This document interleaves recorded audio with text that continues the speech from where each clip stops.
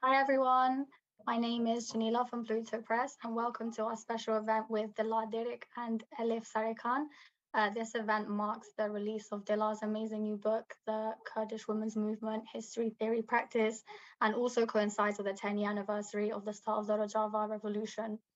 Um, the Kurdish Women's Movement by Dilar is available to order from Pluto Press website, and you can also get 20% off the retail price if you order it now. So just visit plutobooks.com, add the book to your cart, and use the discount code DIRIK20 at the checkout.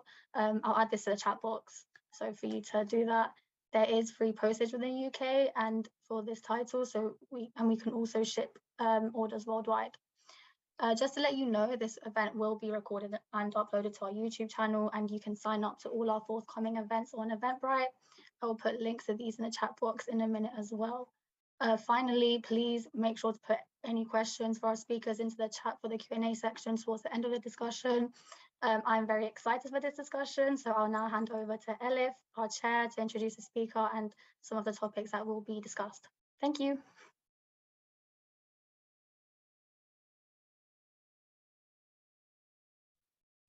Hello, everyone.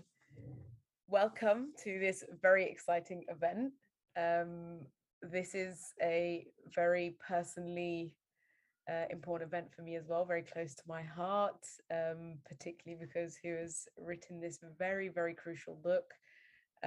It's definitely been much needed. And I mean, I guess there's many times we could call the publishing of a book like this timely, but it feels particularly timely for some of the reasons that Janila mentioned, but also some other reasons that we'll touch on to just a little bit later.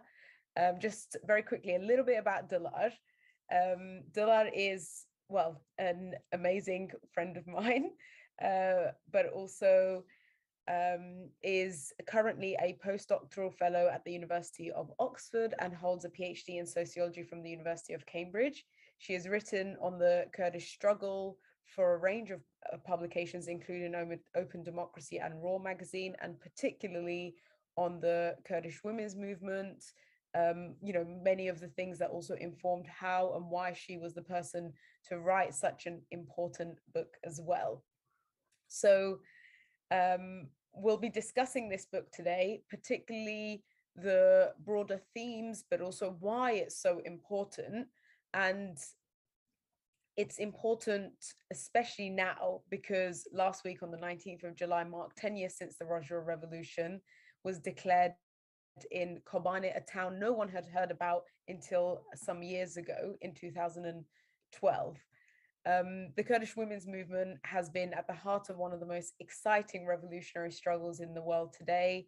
Many of us know this as the Rojava Revolution, but also many of us know about the Kurdish women's movement before the Rojava Revolution too, for decades as a struggle of at least 50 years.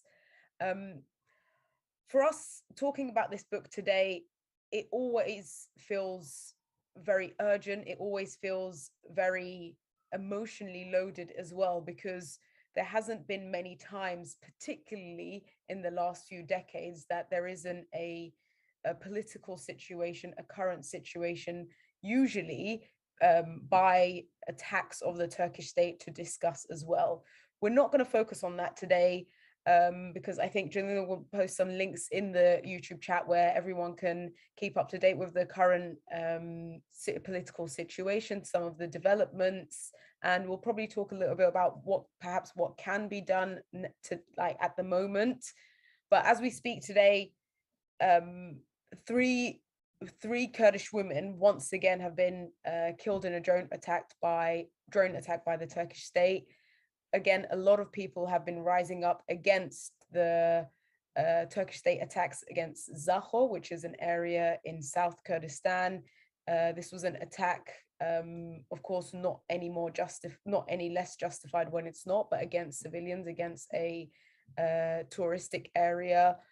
All of this makes it even more important that we're having these discussions today, because it shows once again that the Turkish state, supported and backed up by NATO as well, is in a systematic war against women, against alternatives, and against democracy, ecology, and women's liberation. So the Kurdish women's movement, or Kurdish movement as a whole, embodies a radical commitment to ecology, democracy, and women's liberation.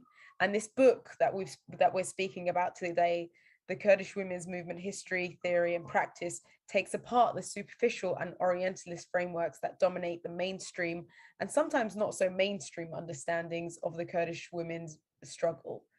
Dilar offers, instead of these frameworks that have dominated many elements of the understanding of the Kurdish movement, an empirically rich account of the women's movement in Kurdistan, drawing on original research and ethnographic fieldwork. As I understand, Dilar is one of the only people who have done actual fieldwork in Kurdistan, especially in the last decade.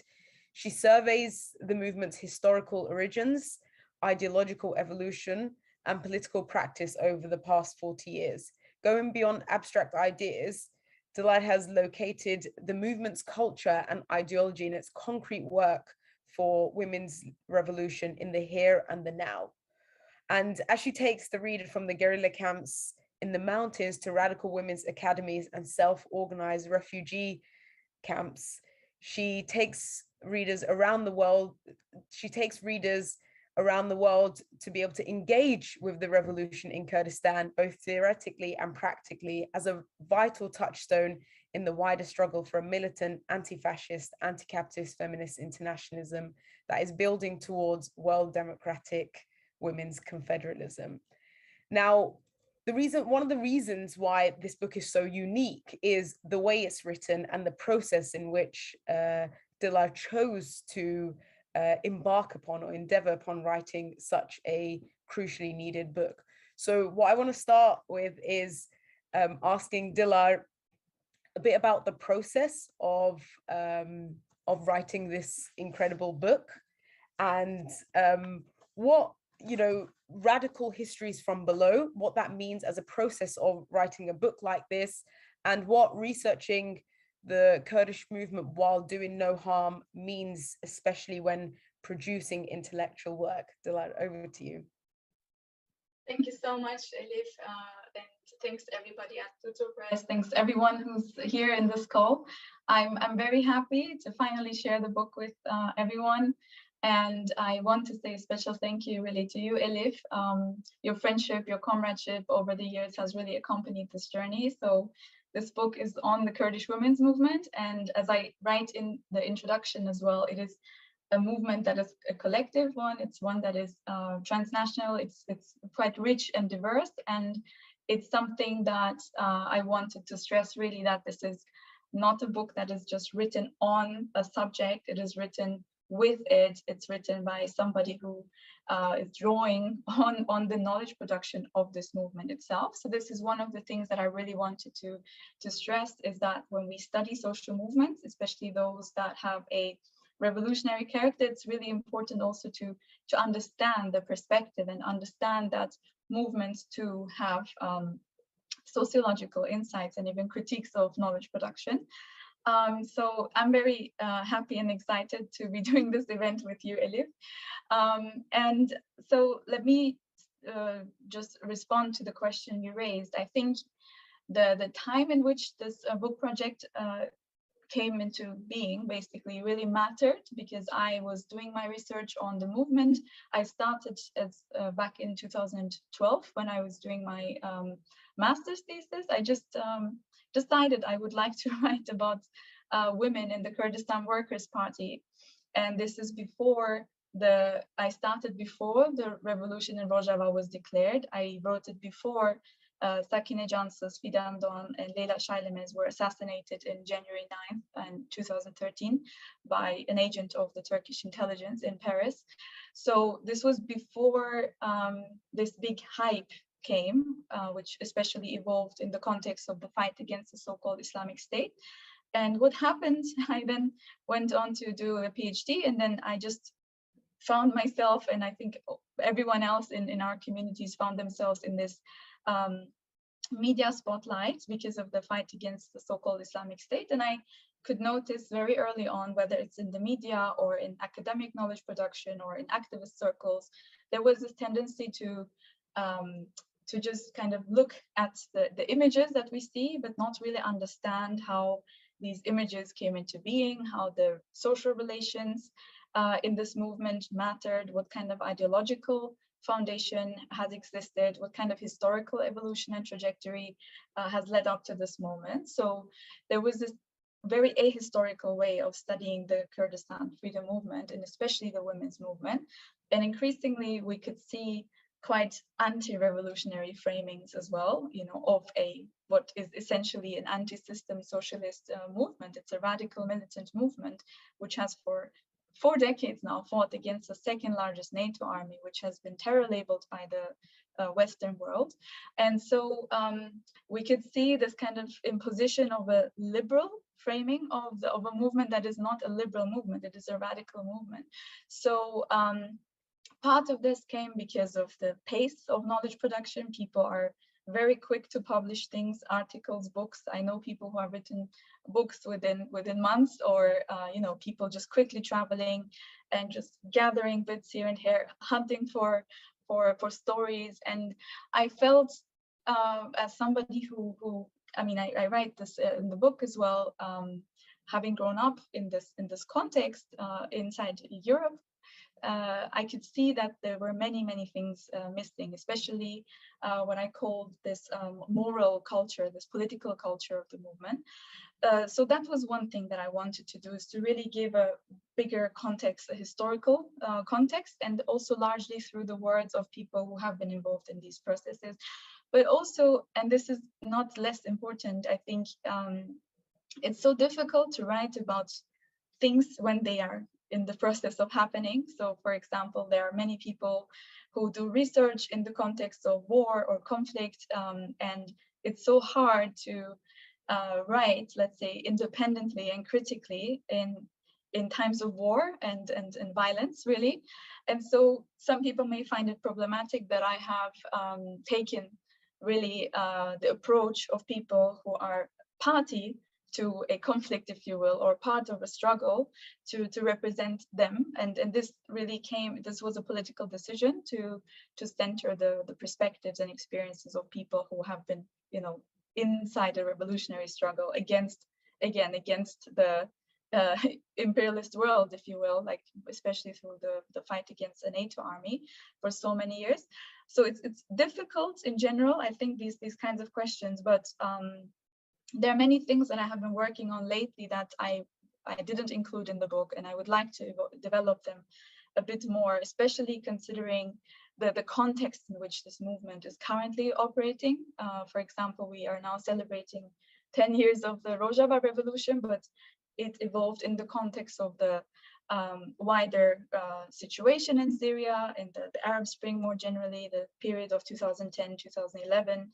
I think it's really interesting, especially now, for us to ask very serious questions about how do we study social movements or revolutionary movement or any kind of group that has a claim to the term revolution in the most critical way possible. And I think it's interesting to see that increasingly there are these tendencies of states basically to use social movements or to use political projects in order to advance their interests. So this is something I have been thinking about together with other people more recently, and I think it's really important to situate the developments in Kurdistan also in this wider geopolitical context. So I did not want to just give a sense of what this movement is about, but so much of the book really is also about geopolitical questions, and I really feel I should have elaborated on that a bit more.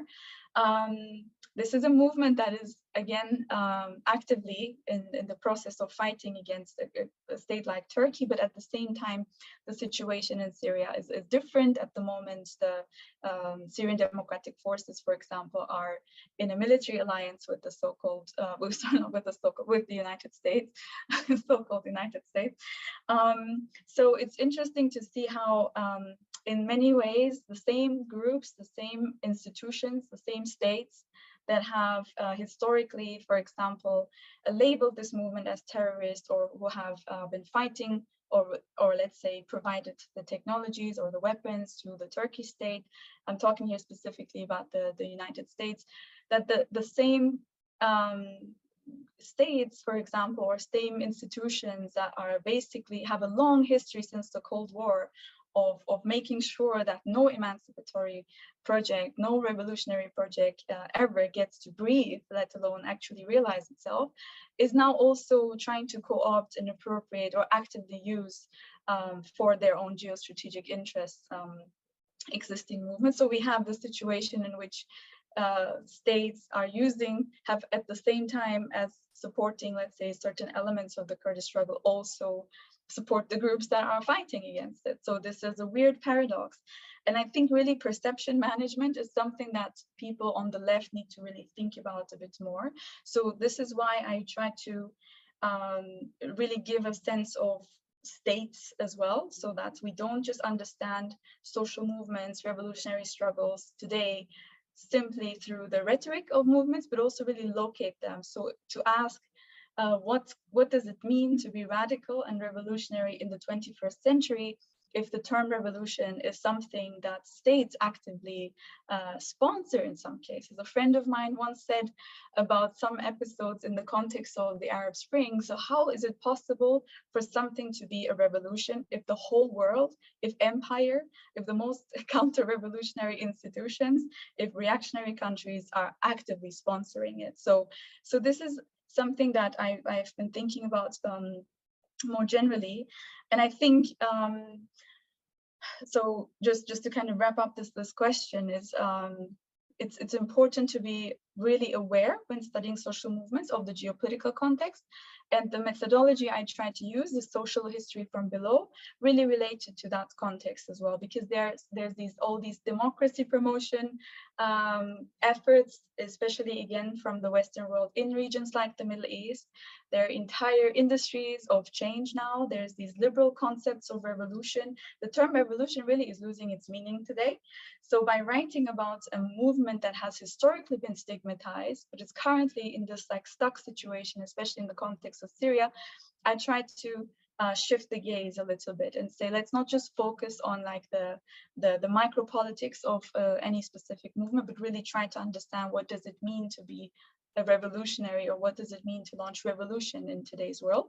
And I think the Kurdish women's liberation movement, and generally the Kurdistan freedom movement, has a lot of perspective to share on that, because it's not just about regime change. It's especially not, let's say, just about toppling any specific state or any dictator. It's also about the social relations. So the Kurdish women's liberation movement really defines revolution also as the change, the transformation within social relations, by making it really also about a fight against patriarchy, against the state, and against capitalism. So in this sense, I try to really relate some of the concepts and the history of this movement also to other struggles in the world, to other kind of concepts, to really problematize certain things, and to say, what does it mean to develop a political, radical democratic project in this geopolitically very difficult situation, constantly under attack, constantly under military occupation threats, when there's also an active effort from, let's say, empire to use the word democracy, freedom. We know this since the time of George W. Bush's freedom agenda, for example.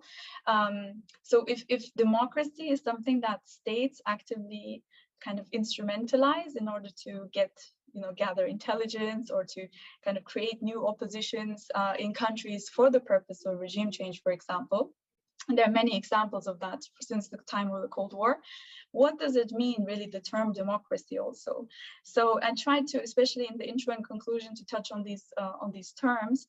But I'm rambling now. But basically, I wanted to make sure that we keep these points in mind, that it's not just about studying. I did not just want to give a description of the Kurdish women's liberation movement. I wanted to also relate it to wider global questions, because I think there is a time now in the 21st century where everything becomes a social movement, everything is radical, everything is liberationist. Liberal feminism is really colonizing the struggle against patriarchy. I think it's a scam. There's now this thing called feminist foreign policy, basically, and it's advanced by some of the most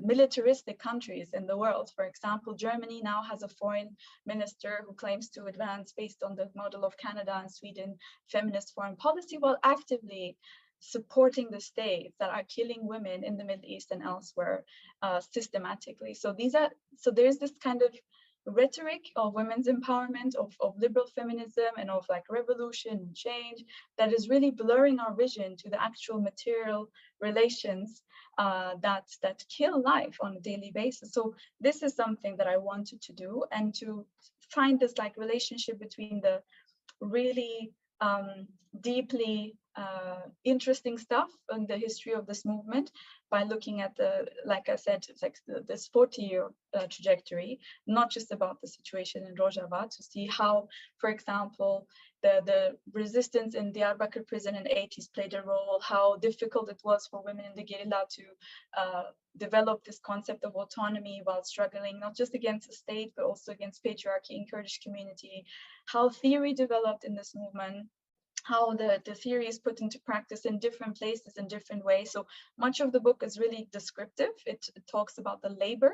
And this is also, I think, something that's important for people active in social movements to know that radical social change really takes time. It takes decades, it takes sacrifice, it takes ideological consciousness, it takes self-defense against the perception management of like, let's say, states and their interests and stuff. So really the state is a very important question. I tried to ask, how can we protect our desires for freedom from state interests also, especially considering that states use think tanks or NGOs and stuff like that to really advance in the name of freedom, these kind of things.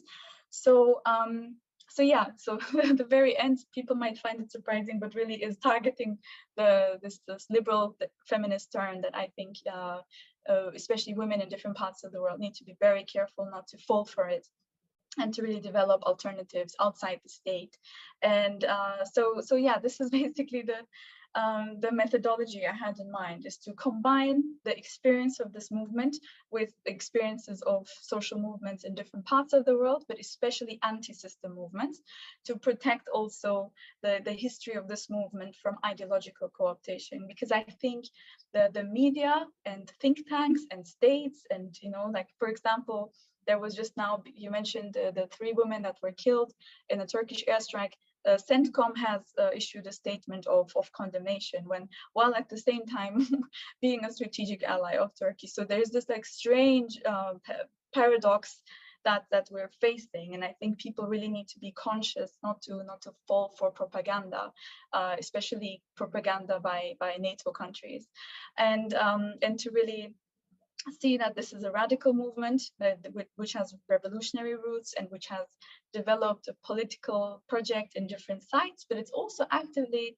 inviting people in different parts of the world to kind of develop notions of freedom and autonomy that are outside the state system, that are actively working to develop an alternative, not by working within the system, not by seeking reform, but by seeking revolution. But that revolution today may actually be very difficult to achieve, but it can only happen if struggles unite. So really, I wanted this book to be also an invitation for people to learn more, and not through my book in any way. I reference everywhere the fact that this is a movement that has so much knowledge production itself, such rich literature, not all of which is translated into English or other languages. It's available in different Middle Eastern languages especially. So I really want people who read this book to not stick to the book, but to actually move on to either contact to make contact between, like, to become a bridge between struggles, and to read the movement's work directly, to understand it, and to just move beyond these images that we have seen, and understand that the images we have seen are really, I think, difficult to understand the context of it if you don't have this very radical feminist political consciousness also. Sorry for this long answer. I wanted to elaborate a bit on this point, but yeah. Thank you very much for that, Dilar. I mean, there is so much food for thought from what you've just said, but also hearing the process in which you wrote the book, well, you also chose to write the book, as in like this obviously wasn't an accident in how you came, you fell into somehow, producing the book in this way. And I think it's, I think it's a brave way to do it. It shouldn't have to be, but I think it is, given the state of knowledge production.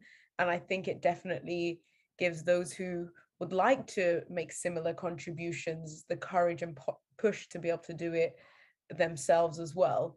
And I think I really like what you said about, also the book includes the labor of the movement as well, and what that means, and therefore like visibilizing and acknowledging and giving credit to the decades long labor, and quite literally blood, sweat and tears that have been put into it.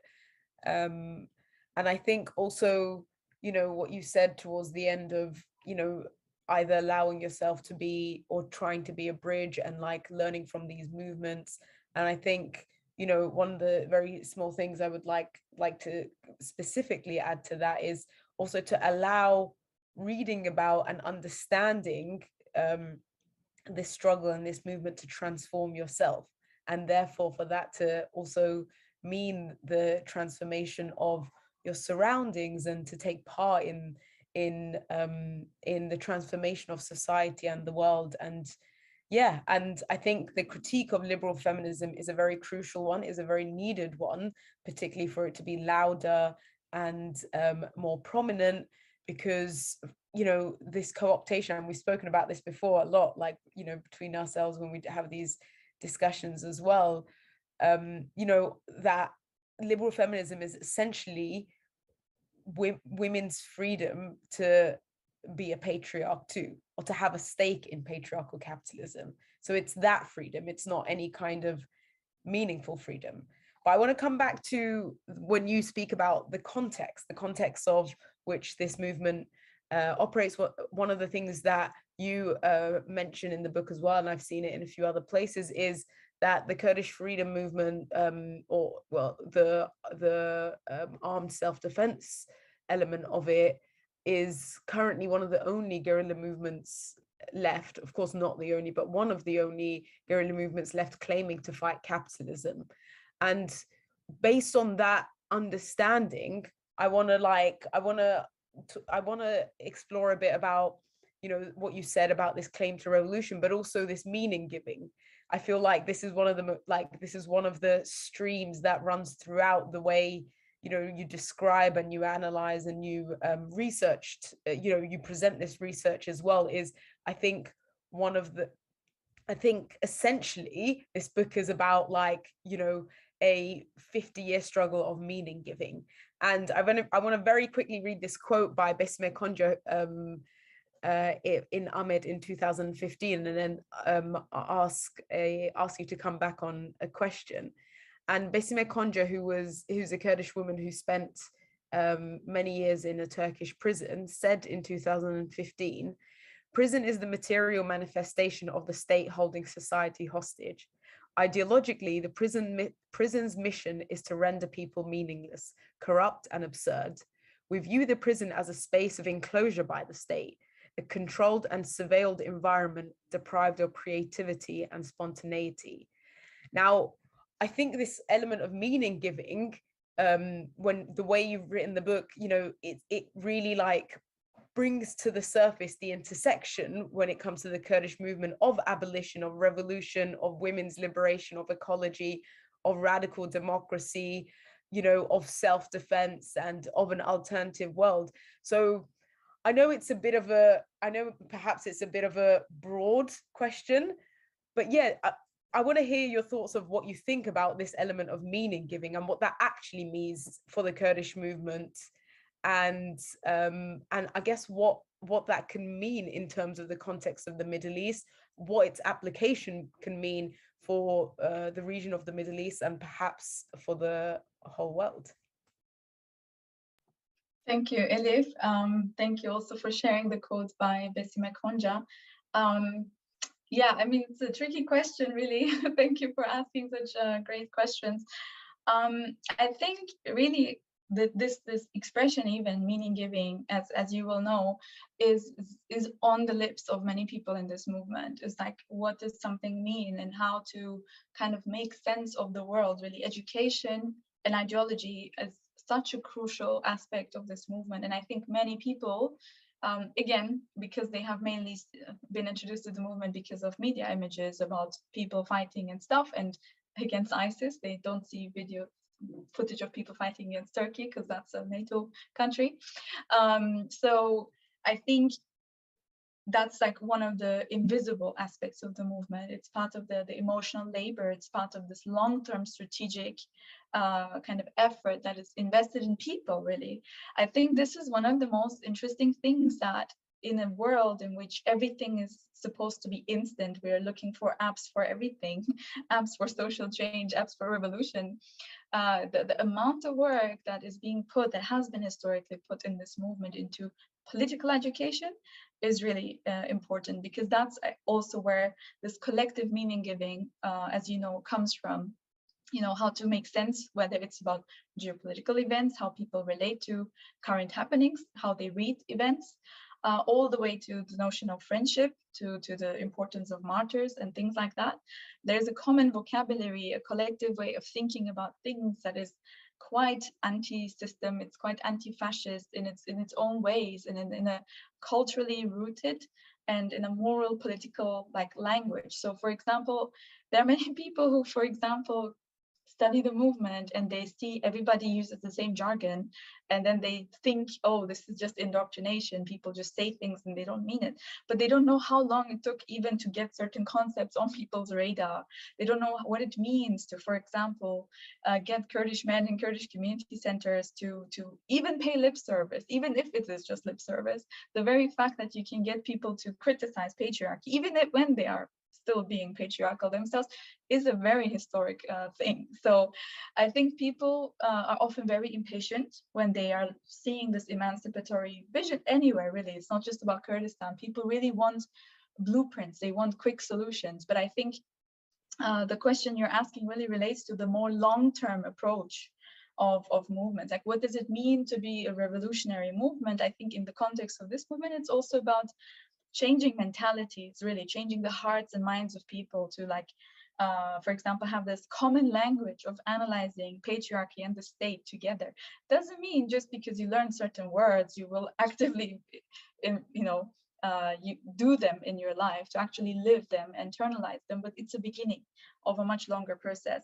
So I think somebody once said, somebody that I interviewed from the Genealogy Academy in Rojava, said, revolution is only possible, and it's different from regime change, if it really becomes a culture. So I think if something is just a superficial, let's say, rhetoric of some sort, and it doesn't really actually reach the most oppressed, the most marginalized in society, it will not resonate. So the fact that in this movement you have many, for example, mothers in the movement, or like many refugees, it's a very, the social base of this movement is really working class. It's poor people, it's people who are marginalized. So how, despite all these attacks, you get these people to be mobilized in such a sustained way, it's something that cannot be taken for granted. It does not mean that, you know, the mothers are on top of the ideology of things, or that they necessarily even know what is happening, but that the value is given to their perspective, that a space is created for them to play a role, and that this space can be creatively challenged and changed by the people themselves, is quite interesting. So I think what this movement represents in the context of the region, which is a very patriarchal one, very conservative one, one in which, of course, the Kurdish people historically have been oppressed, have been, faced genocides and things like that, to then develop this radical leftist common language, and not just to have a language, not just have party structures, but actually change social relations, change how people look at women, change the kind of, interactions on a daily basis. This is something that's quite important. I think ideology has really played a big role. So this is a highly ideological movement. It's a movement that put so much importance in the media works or in educational work, and it creates this kind of cosmology, if you will, that is trying to resist the state, that says let's kick the state out of our lives and have a different way of social organization that does not rely on it. But of course, again, it's happening in the context of these geopolitical games. It's happening in the Middle East, which is the battleground for geopolitics in the whole world. So in that sense, it's quite interesting to see how whenever something does happen, people have a language that is ideologically equipped to make sense of events and not just swim with them. So I think it's also part of a self-defense notion to have collective meaning-giving mechanisms and processes. And it's quite open, really. I think it's quite interesting how dynamic this process is, whether it's in media programs, whether it's in reading groups, whether it's in the family homes. This meaning giving to events or to just like life itself, to try to think about life without the state, even if it doesn't sound feasible all the time. It is a shift in mentality, really, which I think many people, especially living in advanced capitalist countries, simply cannot imagine. So it's about creating a new imagination also, I think. Yeah, it's a big question. It's hard to answer it. Thank you very much. I mean, I think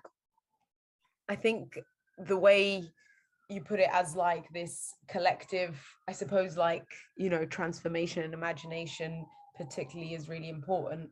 And I think, that's why the Kurdish movement puts societal transformation, or deems societal transformation, as important, perhaps even more important than fighting the colonizer.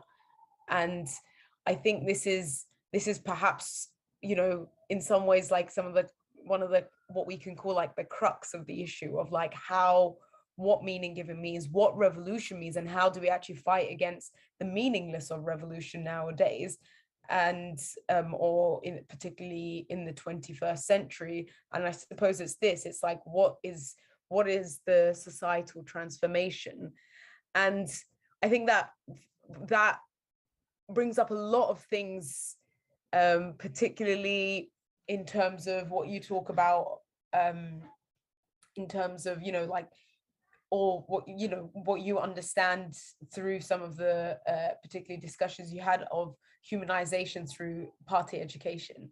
And in some ways, I remember, not so much in the last decade or two, but for a long time, one of the ways that the Kurdish movement would be described as like, a humanization movement. And what that means, after decades of the dehumanization of being colonized, as Kurdish women being, double or triple colonized because of, societal status or position as well.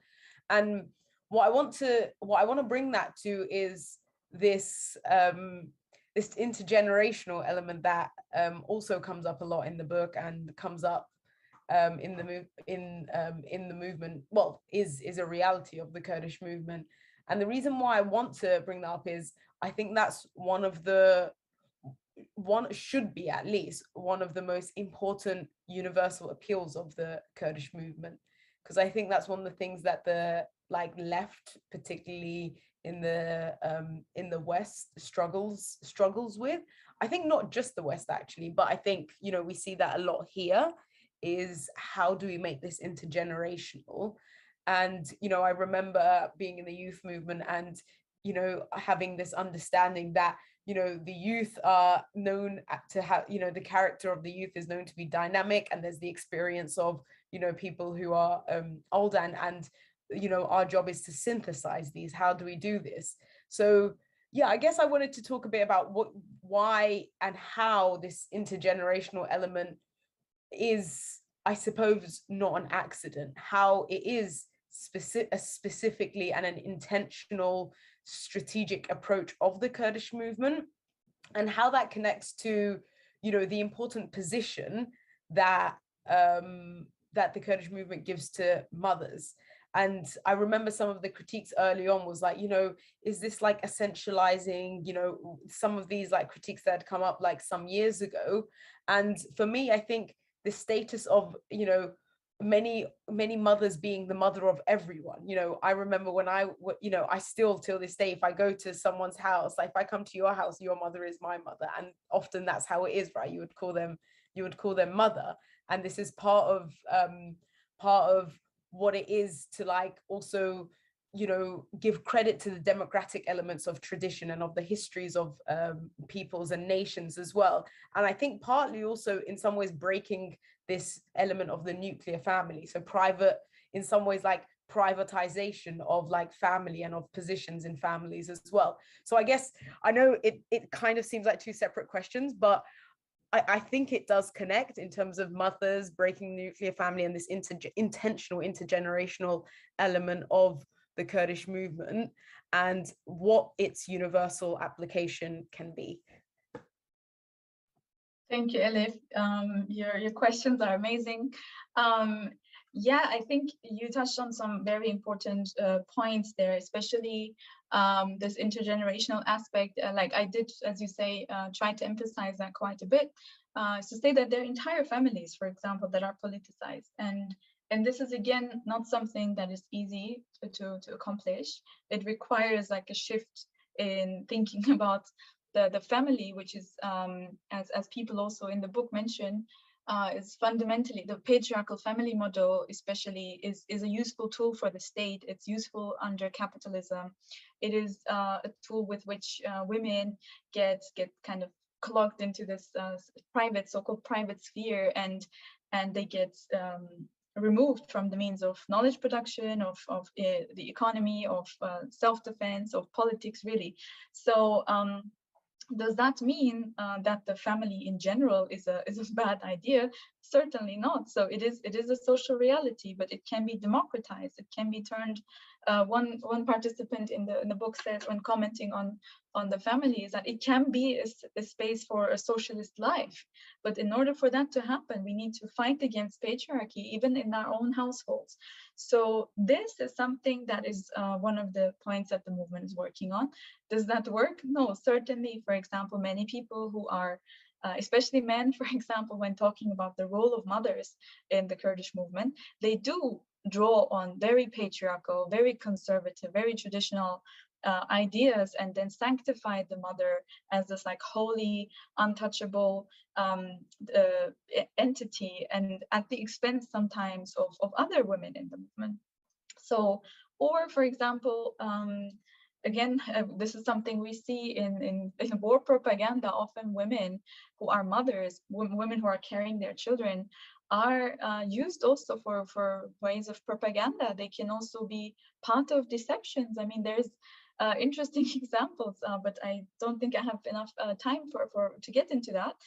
But so on one hand, there are certainly problematic things there. You know, it's not healthy also for women to only be seen as mothers. But at the same time, we see through political organizing, through, you know, the different spaces that are created for women to have different subjecthoods in the movement, it is possible to also overcome this traditional idea of the mother, not just by becoming everyone's mother, but also by changing what motherhood means, really, to kind of liberate it from this patriarchal definition, to turn it from something that is currently really oppressive for many Kurdish women, to turn it into something that, and this is where the movement's work is quite interesting. I'm citing people like Nazan Üstündağ, for example, in the section on the mothers, who's talking about how in the ideology of the movement, especially in Öcalan's writings, there is, of course, there's reference to the role of mothers or to women in, you know, in earlier times,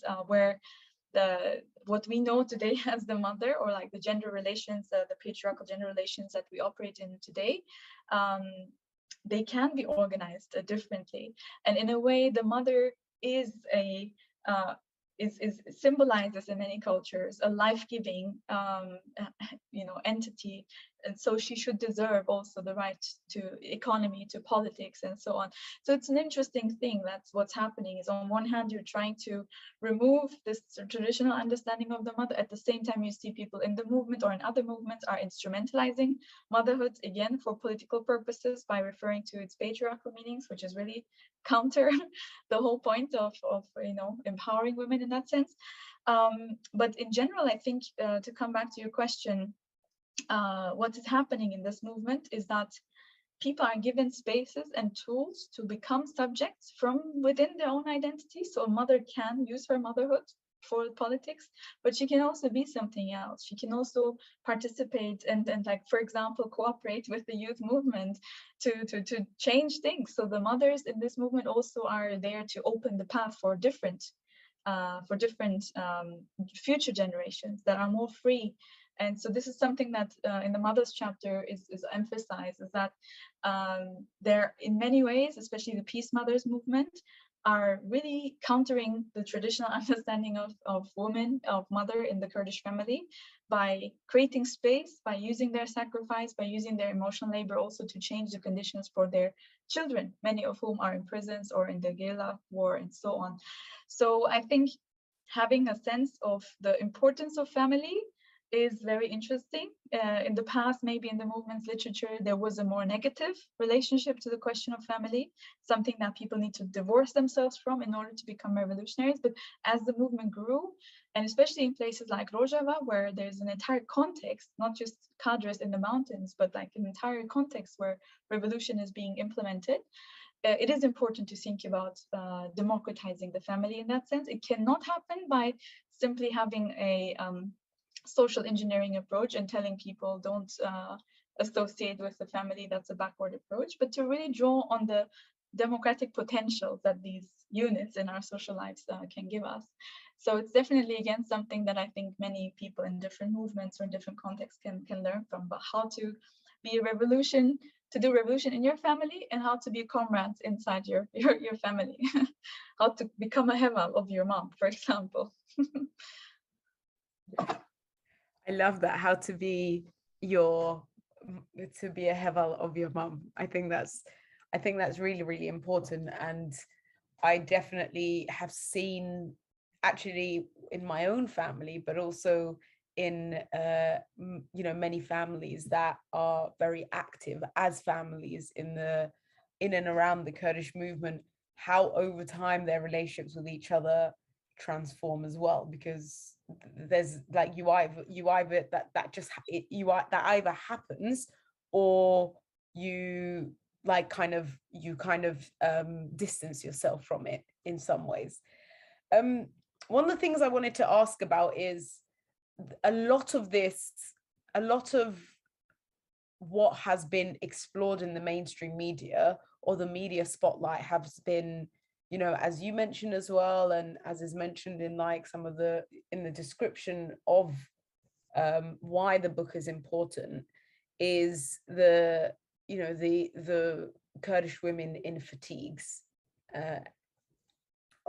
being plastered all across front pages. And I remember particularly when there was the resistance or in Kobane, where there was Kurdish women being compared to Angelina Jolie, and fashion lines being inspired by them and so on. And of course, the self-defense and the reality of war obviously being being divorced from that, and this glamorization, and almost these are women in military fatigue, so they must really love war, and they must really love this armed war.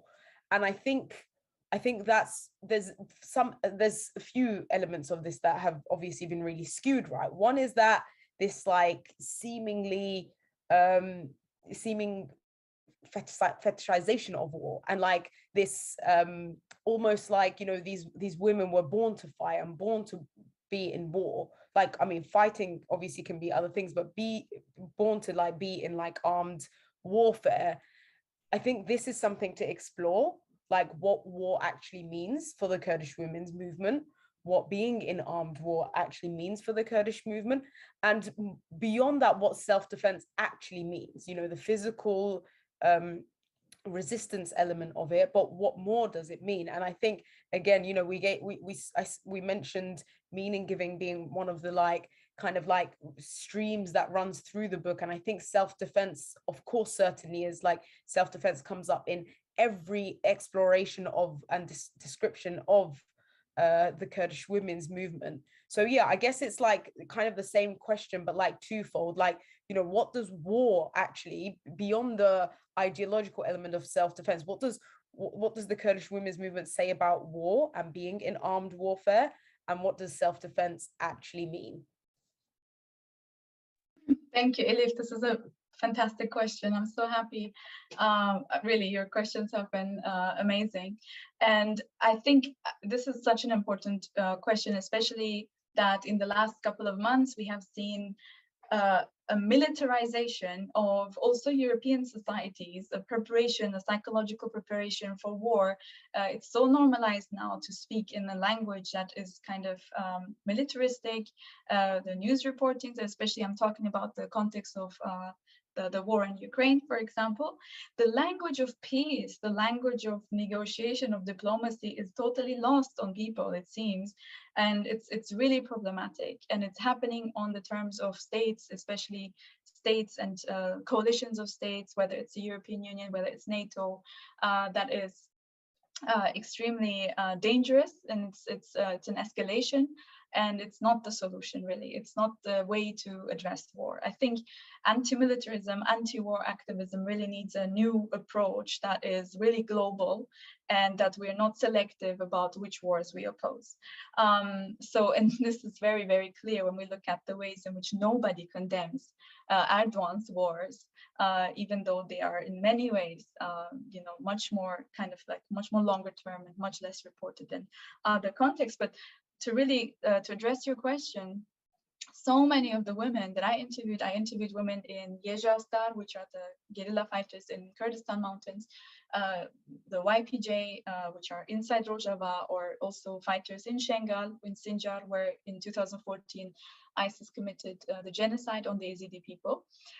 So I've spoken to women in different military units, which all, of course, have a common historical and ideological trajectory. So they cannot be seen as separate from each other.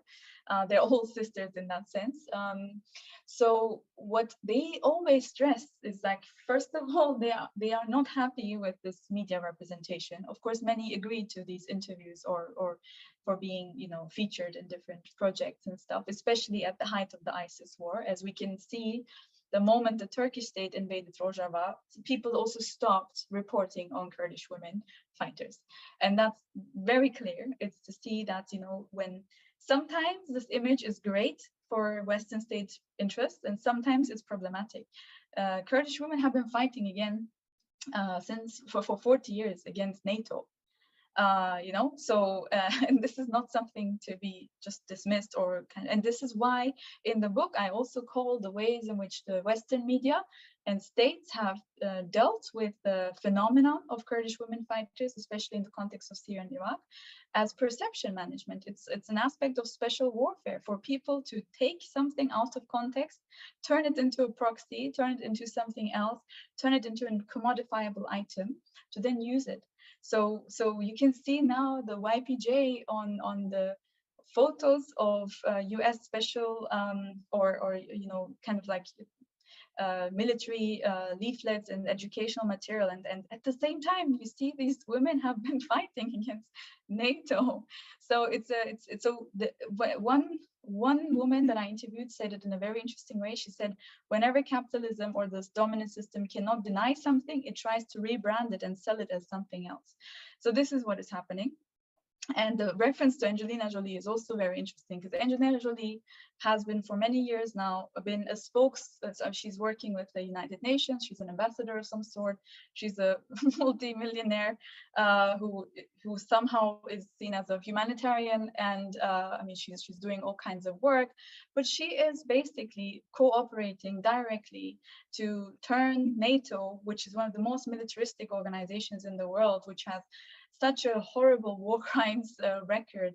And again, I'm not saying this to say that people who are opposed to NATO are so great, but like there's this missing link in Western media discourse about nobody actually knows about the war crimes of NATO. Nobody knows about them. So you ask people, do you know actually what kind of groups that NATO is working inside Syria, for example?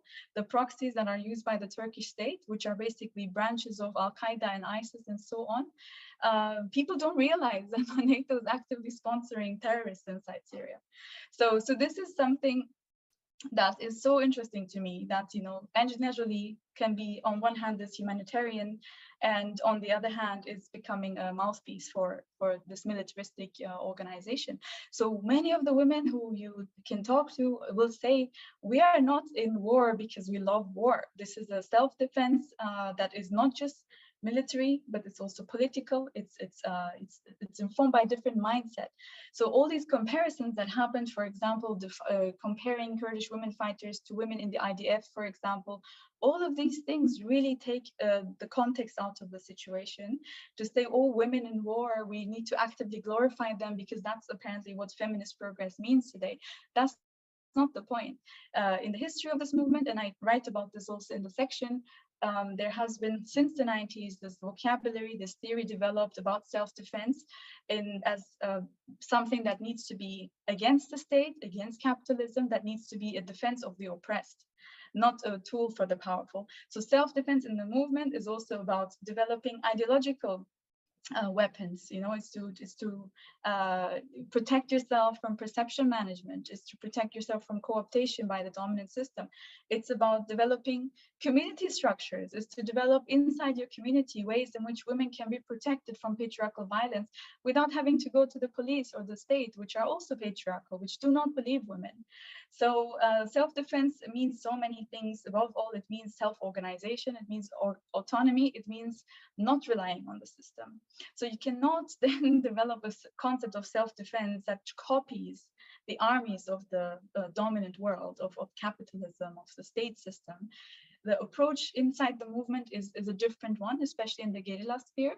But again, at the same time, we see there's this stuckness that happens in the context of Syria, in which Kurdish women, again, as we know from this very recent example, can be killed by drone strikes from a NATO country while also working with another NATO country. So it's really complex and very difficult. And but this militarization, this discourse that has been developed about Kurdish women fighters, I think people really need to move beyond critiques that just focus on Orientalism and Western-centric media. It's much, much deeper than that. It's so much more deliberate, the ideological distortion of reporting on Kurdish women's fighters. It's like the amount of media reporting that happened really served as a cover-up to not talk about the politics of this movement, to not talk about the geopolitical situation, and to really really decontextualize and take out of context really what is really happening on the ground. So yeah. Thank you so much, Dilar. I think especially hearing about this, you know, being attacked by one NATO, like by one NATO country's drones and killed by one NATO country's drones while working with another one, really brings to surface the, you know, in a way, the flexibility of a capitalist patriarchy and what, you know, what that allows. And even though sometimes there are seemingly geopolitical or political contradictions, that ideologically the unity remains, and that the ideological solidarity between these states it gets stronger and stronger, particularly as certain alternatives seem to come to the surface. And, you know, that's one of the things that the late David Graeber, I would like to remember him in this moment as well, would say is, you know, Rojava and the Kurdish movement, the Kurdish freedom movement, is the threat of a good example. Because one of the ways that capitalism has been able to, you know, maintain its rule, I suppose, or its, you know, or its grasp or like over society, is that things might not be okay sometimes, but this is the best we're going to get, because the alternative is starvation, or the alternative is, you know, capitalist dictatorship, or however else it's been deemed. But back onto like the you know, the ideological, I guess, unity between nation states and capitalist states. I want to talk a bit about the internationalism of the Kurdish movement, the necessary and meaningful and effective internationalism that we so desperately need right now, and how actually we don't need to recreate the wheel. And I remember once you said something, Dilar, and it's made me think ever since. I think it was like, probably pre-pandemic when we discussed this, and you said something like, we don't talk about global freedom anymore, and this is not a seeming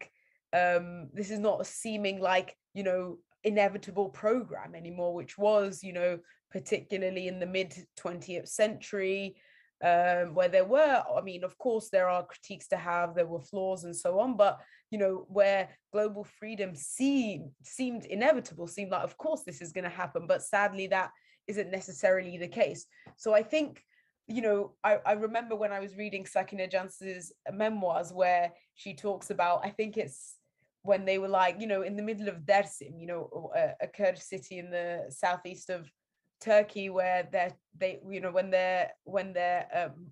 there's a workers' march or a trade union march, I think it was, I can't remember exactly which one, and they're chanting, in support of the struggle in Eritrea for the freedom of Eritrea. And when they talk about, the education sessions that they would have, quite clandestine ones, how they were reading, this Bulgarian feminist like Partisan, and how a lot of this informed how they saw the fight against colonialism in Kurdistan, and how it was an active part of, seeing Kurdistan and as a battleground, as part of a struggle for global freedom, and not divorced from it. And this is one of the things that, particularly in the late 20th century and the 21st century, that we've really seen, is the quite successful fragmentation, the quite successful pitting against each other of struggles that actually are against the same thing. And we see this in our region as well, in the Middle East, but also many other parts of the world. And I think the internationalism that we saw, with people from every corner of the world traveling to Rojava in the fight against ISIS, but also to take part in the revolutionary transformation, in the building and rebuilding of this alternative system of society, and what internationalism, 21st century internationalism, can look like. I guess it's more of a question of, I guess it's more of a question about your feelings and your emotions of what this internationalism can look like, what our dreams are for this kind of internationalism, and how and why and when we can start actively giving meaning to global freedom again, and fighting for that. Thank you, Elif. I mean, the work you are doing, for example, the work that many people are doing is key to that, really. And I think that's how I would answer it. It requires labor, it requires creativity and strategic thinking. And it is related to what we were talking about earlier, this carrot and stick approach of states that they actively create obstacles to potential bridges between people and struggles, to the point that because of all of this ideological perception management, people don't really see the enemy. They are kind of engaged in these, or they're dragged into these agendas of, oh, today we're supporting this struggle, or this country's kind of opposition is now going to be a revolutionary one because somebody decided that should be the case, but not from autonomous analysis, really. So I think political analysis, really ideological analysis, is needed in a much more global way. People often know a lot about their own context, but they don't think really beyond their borders. There's border thinking even among struggles, I think. That needs to be broken. But really, in the context of the Kurdistan women's liberation movement, this proposal of a world women's democratic confederalism is an interesting approach, because it's trying to say that we do not need to centralize a new internationalism in the 21st century. Really, the people who are biggest victims, if you will, of the system, which are really women on the margins of the nation state system, whether it's indigenous communities, whether it's, communities like the Kurdish people, the Palestinian people, Black people in contexts like the US and the UK, elsewhere, people who have been the main targets of this racist, capitalist, patriarchal system. They have developed also among themselves within, their struggles, tools to fight against it, whether it's self-organization inside their communities or by reaching out to other struggles. It's so difficult because there are constantly obstacles to the point that people do not know what is happening in other countries. So this kind of more horizontal way of braiding a new democratic kind of system of women. So the women's movement in Kurdistan is trying to create a women's system as an alternative, not just for women, but to say women's autonomy is so important for this new internationalism, which also needs to be ecological and which needs to be not nationalist. It cannot be an internationalism that is based on national kind of coalitions and it's kind of mediated as it was in the past through like a centralized institution. But internationalism needs to be organized democratically, needs to organize through the principle of autonomy also and through common analysis. That's why, for example, the works of the movement, there will be like a big major international women's conference in November, for example, is to bring people together and to have a collective thinking about what does patriarchy mean today, how is it related to capitalism, to the state, and how can we develop a radical anti-system women's liberation struggle that can not just fight against patriarchy, but against the state system, against this world system that is taking us to climate catastrophe and that's causing extinction everywhere it goes. So in that sense, I think thinking much more globally is so important in times of war, in times of militarism, in times of ecocide, and really femicide as well. Like we've seen in the pandemic that what happened to women in different countries was so similar. People were sharing stories that are so similar. And now people are talking about the abortion bans in the US context. So you can see also whatever rights you think you have can be taken away if you rely mainly on the state as the protector. So I think this is currently happening. There's a momentum among women's struggles in the world that says actually we cannot rely on the state system to protect us. The law cannot protect us. We need a massive mentality change. And this really requires radical visionary thinking, very creative thinking. And it requires also a lot of sacrifice. Like I don't know who it was, but I saw somebody on social media say, there is a reason why women who are in the most radical movements get attacked. For example, the Kurdish women's movement statements in the last couple of years, they talk about Berta Cáceres, who was murdered in Honduras, about Mariela Franco murdered in Brazil, Karima Baloch, and like so many women who are at the forefront of political struggles, they become targets of assassinations. So you can see there's this huge war on radical women's organizing, because it's seen that feminism today or women's liberation struggles, however they may define themselves, really present a huge threat to the world system. But that's why it's even all the more important to be really careful and really weapon ourselves against liberal feminism, which is really a project of the dominant system, which is really trying to co-opt one of the most radical struggles in the world, one of the most ancient struggles in the world, the struggle against patriarchy, for the interest of capital and state. So that's why I think, these international conversations are happening, but they need to be accelerated and they need to turn, as the Kurdish women's movement says, into active common struggle. So not just to be in solidarity with each other, but really organized together, to do things together and to protect each other's struggles. Thank you so much, Dilar. I think, when we talk about all of this, I think it's important to understand that these are big claims, and there's no pretense that it's, that what is trying to be done is not a big deal or will not be difficult. But that's precisely why, well, it needs to be done, but also it needs many of us, it needs all of us to happen as well, because even with all of us, it's not going to be an easy job. And there is no pretense that it will be, but that's especially why it needs all of us to come together. And I think particularly the element of World Democratic Women's Confederalism is, of course, a very exciting thing. It's, you know, I think to put it into context, it's in a way an alternative, a meaningful feminist alternative to the United Nations, you know, as like maybe a bit of a comparison to for people to be able to understand. And I think that's precisely what some of the universal appeal and application of the Kurdish women's movement is, of the desire to come together with struggles all around the world, and the, you know, very real understanding that of course we cannot do it on our own. And before I go into a question, that's, I think, you know, you've spoken about this before, Dilar, and we've spoken about it together, is, you know, this critique of this notion of we have no friends but the mountains, and to break this isolationist,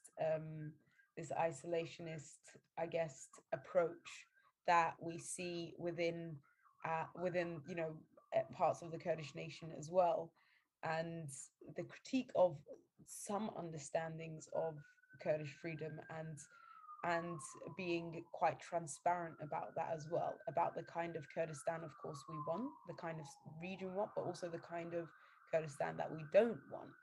And we see that, you know, we see that there is a Kurdistan that is allowed to exist, but that is a collaborationist, capitalist, you know, system that is actively opposed to freedoms. So yeah, I guess that's kind of what you talk about. You know, you talk about the, I can't remember the name of the chapter, like divided by two, like a river or something. I can't remember the name of the chapter, but like, you know, the two sides of the river or something. I can't. Yeah, two rivers, two freedom agendas. That chapter towards the end. Yeah. Yeah. Do you want to talk a bit about that? Sure. Yeah. Thank you, Elif. Yeah, I think that point is quite important, because I think really this is the book I wrote is not a nationalist book. It's not one that is trying to, let's say, glorify the Kurdish people and their struggles and fetishize them. It's focused on the revolutionary movement, a specific movement inside Kurdistan, but also it's not. It's important, I think, to break with this idea that many Kurdish people also have, is that to think about freedom in the abstract, to think about and this is something, again, that's a very easy thing to say. I want freedom, I want more, if you don't have a plan, a sense of how you would organize it. And I think what we see in the context that you mentioned, the reason why the Kurdistan freedom movement is one of the most stigmatized, terror-labeled, most criminalized movements has a reason. It's because it does present itself as an alternative in the region and also in the European diaspora. For example, it's important to stress the Kurdish freedom movement is one of the biggest social movements in Europe. It's also, in that sense, it is a European movement as well. It's not just a Kurdish movement, and it's actively developing, you know, bridges with other struggles as well.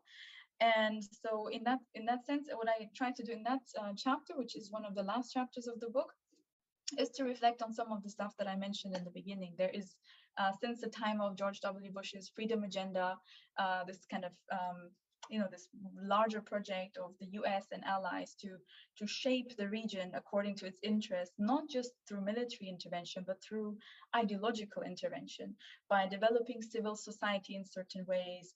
And there's, if you go on WikiLeaks or on the Clinton emails, specifically, you'll find so much wild stuff about how the tech industry, how democracy promotion ideas and stuff really entangled with the intelligence world of the US, for example.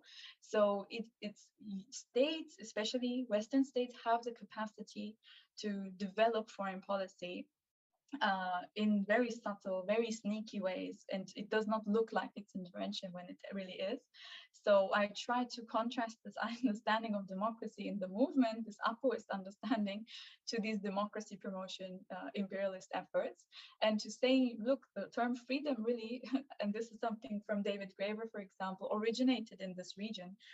in response to the evolution of the first forms of unfreedom, which come with the state, which come with accumulation of property in the hands of the few, and so on.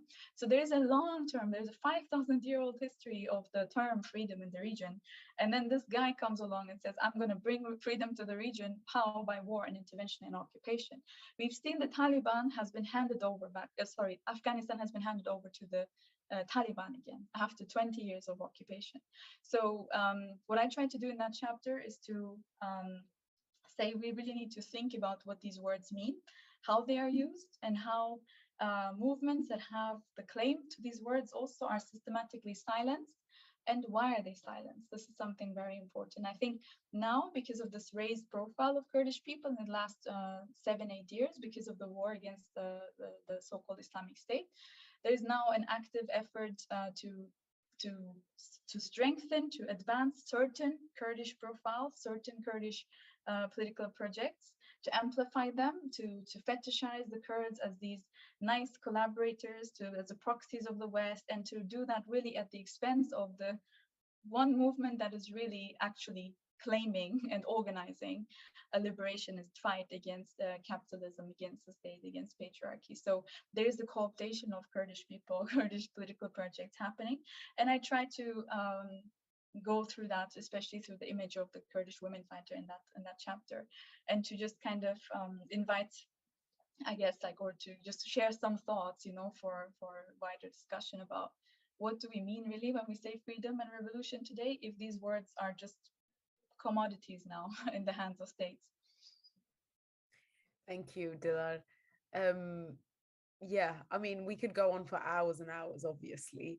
But I want to ask a question from one of the viewers by Matthew, who asks, and I think this is obviously an important part of the Kurdish movement and the Kurdish women's movement struggle is, he asks, what do you think of the book Make Rojava Green Again by the International Commune of Rojava? How important is the cooperativism and the work of Bukcin and Öcalan on the ground in your experience? I think, that's the book by the Internationalist Commune of Rojava. I think it's a great introduction to some of the works that have been done in the context of Rojava.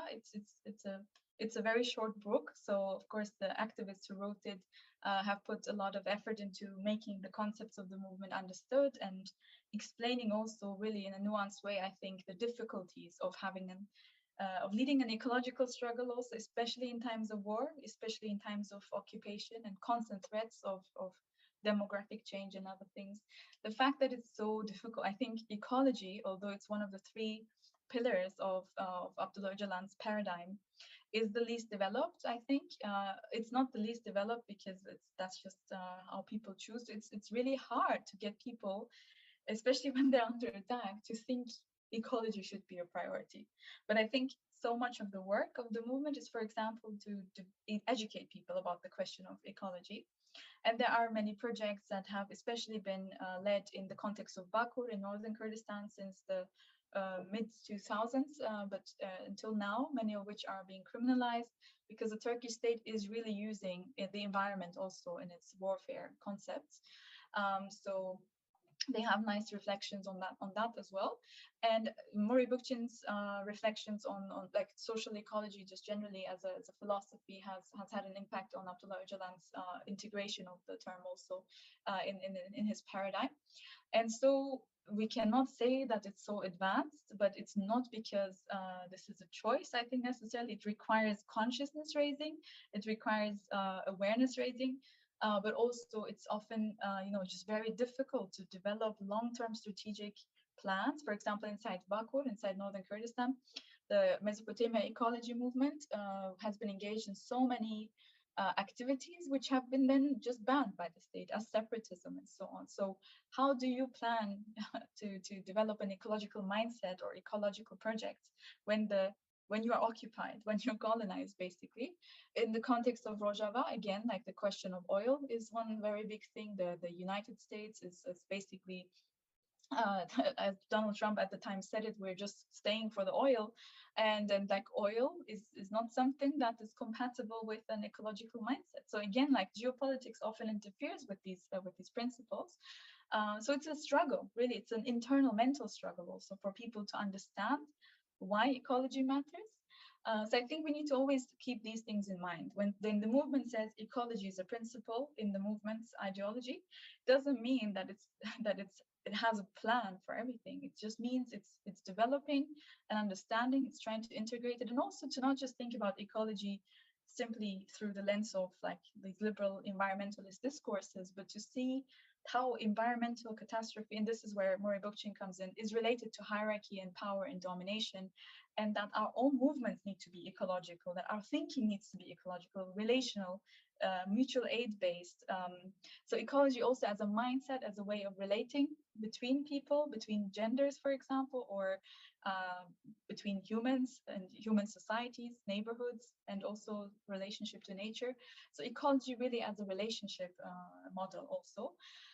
So I think that's what I can say on that. And I really do hope that people in different parts of the world realize that the ecology efforts in places like Kurdistan can only develop if places like Western countries also develop actively anti-war and anti-militaristic approaches in their environmental struggles as well. We cannot talk about climate justice if we don't talk about wars, if we don't talk about the arms industry, if we don't talk about all the weapons that the UK and other countries are producing to drop bombs on people and nature and other places. So like people in the global south often, they need also from advanced capitalist countries a different approach to environmental struggles if theirs are going to succeed. Thank you very much. I think it's one of the most important things to develop, I suppose, in the coming years, and particularly in the context of Rojava, it's also important to state that Rojava is still under an embargo. So some of the crucial infrastructure that would make ecological practices possible simply cannot, they're not allowed to be transported and to enter into northern Syria. So again, this comes down to of course war and the geopolitical situation as well. I mean, like we don't have much more time. Like I said, we could obviously go on for hours and hours and talk. It's a hefty book. This is what we were saying as well before the call. Like, it's not actually a small book. So this is the book. Please go and buy it and read it and discuss it. I think collectively discuss it. That's a very important. That'll be a very important way to engage with it. Before I hand back over, I just want to say thank you so much, Dilar, for the care and the love and the labor that you put into, writing a book in this way, writing a book, that can mean that so many more people understand this movement, and especially at a time where the not the existence of the ideas are out there. I don't think they're ever going away. The alternative is out there, but the movement leading this struggle and the alternative is under threat. The regions that this alternative is being practiced is under threat, is under constant threat of more invasion, more occupation. So I think it's very important to understand why this movement is so important, not just for the Kurdish people, for the entire region, and of course for the world, and how we need to come together to understand and defend the Kurdish movement and parts of Kurdistan as a battleground against capitalism, against patriarchy, and to build an alternative, meaningful system. So thank you so much for conveying that so beautifully, Dilar, in this book, but also in so many of the other things that you've written, and so many. And I know, because we've known each other for a while, I know the care and the love that you put into everything you do about this movement. So thank you so much. And everyone go and buy this book. And do you have anything you want to say?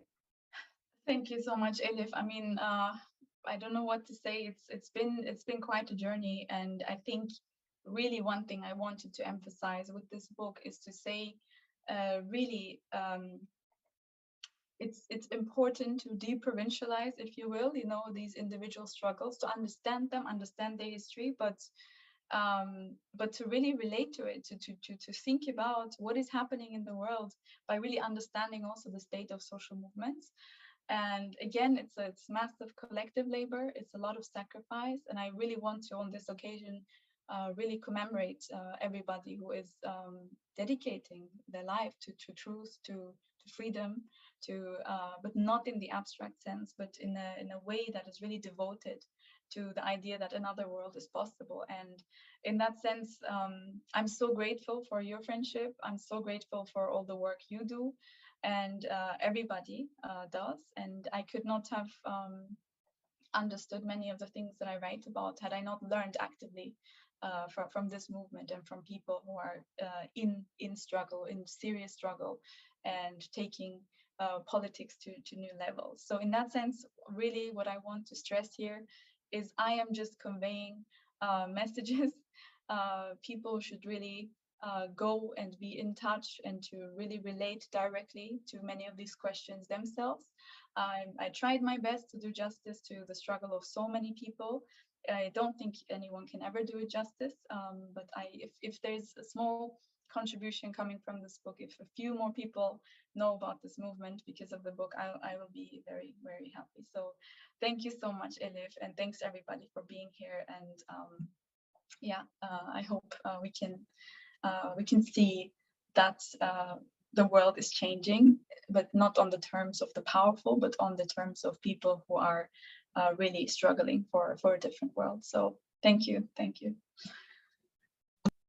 Thank you so much, Dilar and Elif, for such insightful conversation. One of our viewers they were applauding behind a laptop, and I feel like I've been doing that the whole time.